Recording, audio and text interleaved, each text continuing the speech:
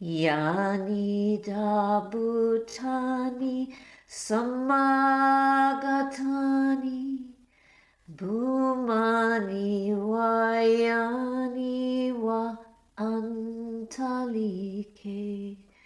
tathagatam deva manusa pujitam buddhang namasama suati hotu dhammang namasama suati hotu sangam namasama suati hotu.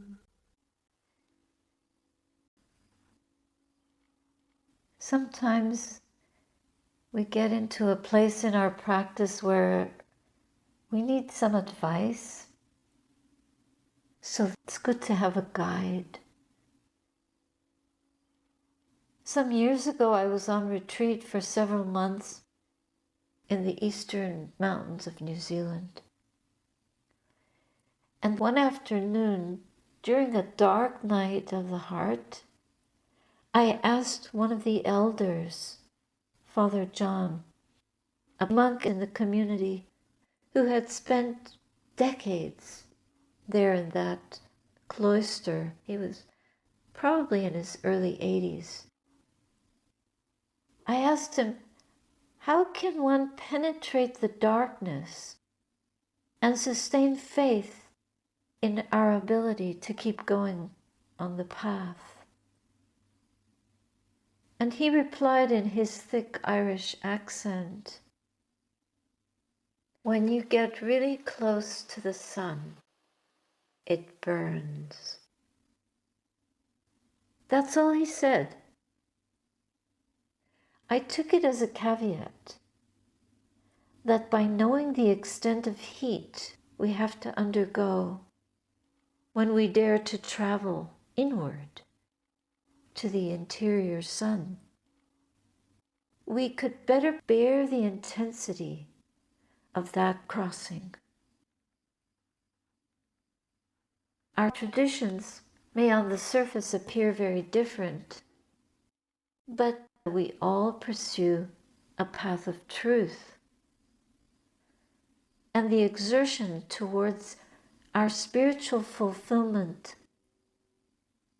summons from each of us equally extraordinary qualities of courage and stamina. So I listened, trusted, and reflected deeply on his words. And I was certain that he meant for me to trust, to keep searching for truth in the unfathomable interior darkness, and to persevere even though I was feeling pretty unequal to the task. We are prone to discouragement, and we easily underestimate our innate goodness and our fortitude. Sometimes we bear shame, or we believe that we are not good enough. But that does not diminish our strength and our courage. They come to life when we burn through the layers of our conditioning with a generosity of heart that is both forgiving and also fierce.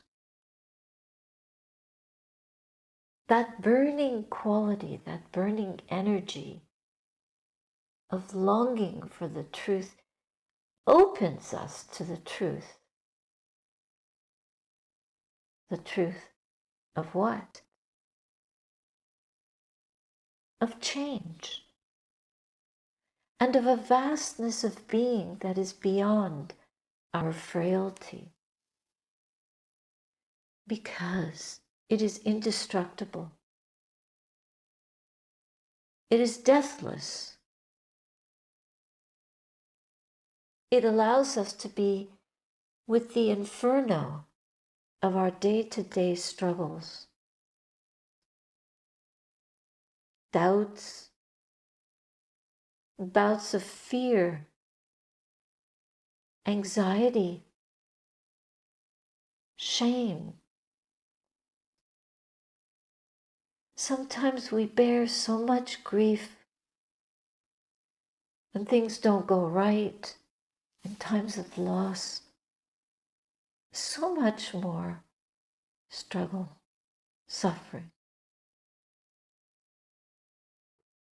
Behind the insults and the trials of the way, in the silence that punctuates the night, within that fire, there is an inner purity, a presence that can radiate in the dark of that night and cleanse the heart with forgiveness.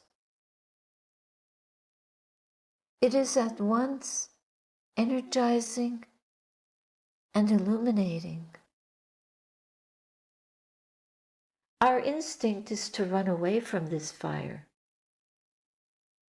Instead, we have to keep turning towards it.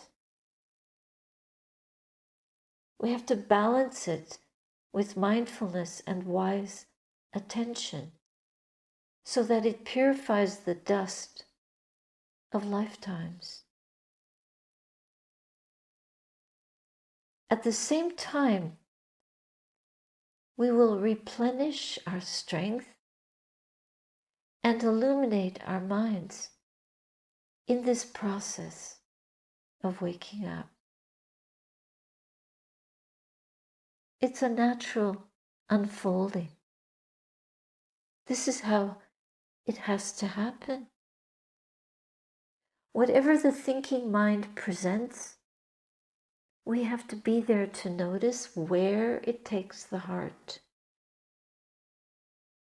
And when it isn't good, we turn down the volume and we discover the emptiness of all those thought waves. We listen continuously to these mental waves. They're like the breath of the ocean. They crash ashore, rising, falling, rising, falling. Sometimes dangerous, shocking, or overwhelming. Sometimes they're smooth, pleasurable. Sometimes they're calming. But one thing we can see always is that they are constantly changing. What do we know from that? They're impermanent. Whether they're fearful or beautiful, we helplessly succumb to their power until one day awareness disarms the angst and the turmoil of the mind. And that gives way to the voice of beautiful qualities, compassion, integrity, and reconciliation within the heart. We are spiritual beings on this human journey. And we discover by opening within us our own struggle, our pain, and we feel it. And we feel that of others. With discernment, we enter into a process of waking up that is conciliatory, restorative, rather than judgmental or destructive. And then from burning up the mind's impurities, there wells up within us a very stark question. And what would that be? What is love? It's the total absence of fear. So what do we fear? Love. We fear love. Such love is the nature of mind. It is awareness itself, the field of love and forgiveness. These are the fibers of the Buddha's map towards utter freedom from fear and suffering. When the mind is stilled in pure presence and peace, we can naturally direct our attention to the heart's own goodness. This goodness is native to the heart, and we can especially experience it when we're grounded in contemplation of the body. And we can see both the karmic repercussions of our negative mind states, our unwholesome thoughts, and our skillful ways to escape from them before they cause us harm or harm anybody else. Those skillful ways or pathways will save us. It's an intuitive knowledge that springs up naturally in the clarity of this pure mind that comes when we can rest in that purity, delve into it, explore it, and bring forth its riches. This is our true inheritance. These are the treasures of this path, this noble, most noble path. When we apply ourselves to this work, it's like archeology. It's the archeology of the heart.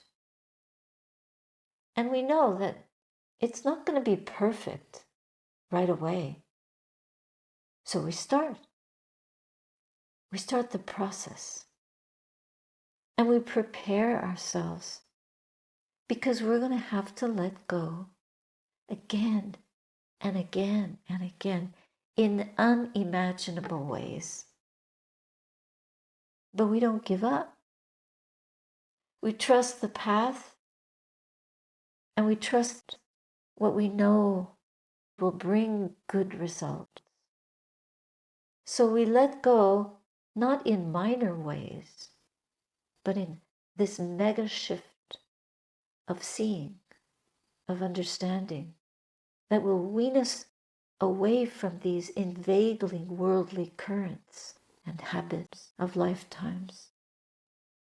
So we might get discouraged, but to prevent that discouragement from swallowing us up like quicksand, instead, we resist and we raise ourselves up with a sense of samvega, urgency to practice, and a depth of determination to keep going, to persevere, like someone walking through a desert who envisions an oasis lying there hidden somewhere in the distant horizon, vast horizon in front of us. And we direct our minds towards that. We aim for that. We aim to reach that one day, one step at a time. And these riches will be there for us to discover along the way. It's as if we are cracked open, enduring the unbearable.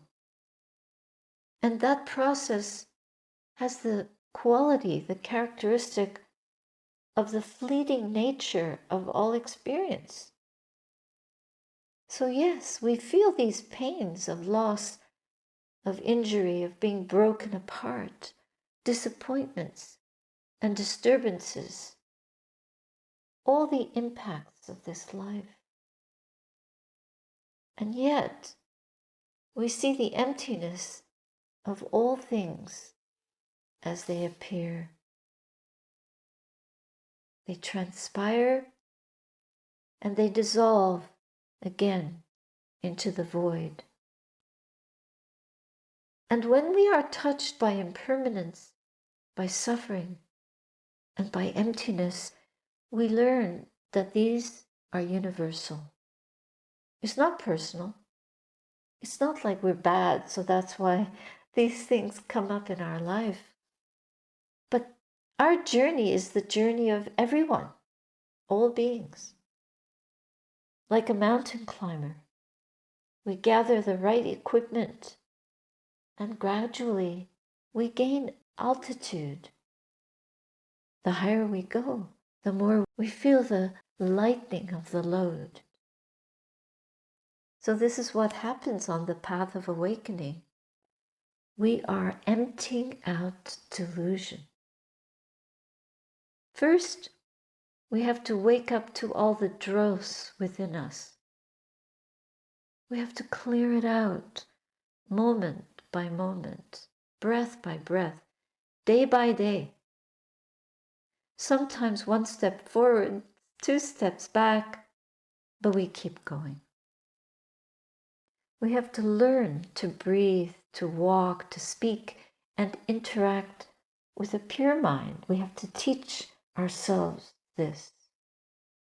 Literally, we have to be retrained from A to Z, to let go of our ideas, opinions, our attachments to them, and everything that we've been socially conditioned by. Whatever life brings, whatever misfortunes come, through the darkest night, we learn to bow to the magnanimous face of great compassion, to bring forth from within us these gifts like diamonds from coal. And we find that we have the riches of a fearlessness in the heart and a love. It's a loving fearlessness. Without dukkha, how would we get free? How could we grow in freedom? Wherever we go, the path is full of challenges. Dukkha is everywhere in different forms because ultimately its origin is within us. And it's there to be understood. So we are the students of life. And in the midst of the storm, any storm, the storm of life, at the thunder's roll, with the crashing of rain, just stop for a moment. Listen within you and feel the full force of your breath pulsing in the darkness. That timeless hymn of the tides of that breath is the ocean of life and the quiet of eternity. And so in that, we glimpse the faintest glow of the heart's peace.